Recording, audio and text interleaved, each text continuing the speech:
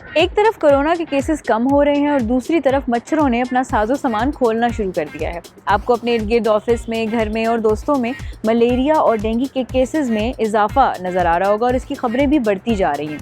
इसका मतलब है कि खुद को मच्छरों से बचाना इंतहाई ज़रूरी हो गया है।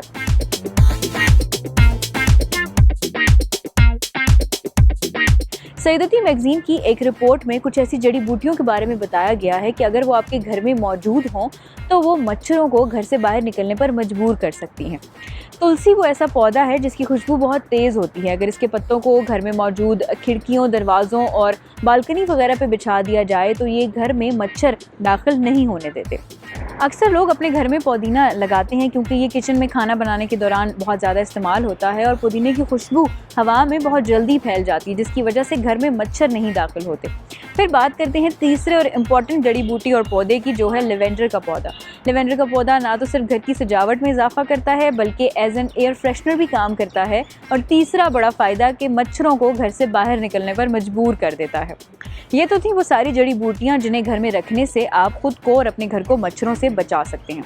इसके अलावा घर से बाहर जाने से पहले अगर आप मॉस्कीटो लोशंस का इस्तेमाल करें ताकि मच्छर आपके हाथों, पाँव और जिल्द और चेहरे वगैरह पर हमला ना कर सके।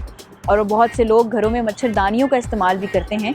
कंपनियों की तरफ से अब इस तरह की मच्छरदानियाँ भी सामने आ रही हैं जिन पर मच्छर हमला करते ही मच्छरदानी से लगते ही मर जाता है और इंसान तक नहीं पहुंच पाता। इसके अलावा आपको आजकल रैकेट्स भी अवेलेबल हैं जो मॉस्कीटो किलर की जगह इस्तेमाल होते हैं। अगर आपके घर के किसी ख़ास एरिया में, लॉन में या ड्राइंग रूम वगैरह में ज़्यादा मच्छर हैं तो फिर आप वहाँ पर रैकेट्स और मॉस्कीटो किलर स्प्रेज का भी इस्तेमाल कर सकते हैं। इस हवाले से मज़ीद जानने के लिए विज़िट कीजिए लाइफस्टाइल कैटेगरी को। बाखबर रहने के लिए देखते रहिए urdunews.com।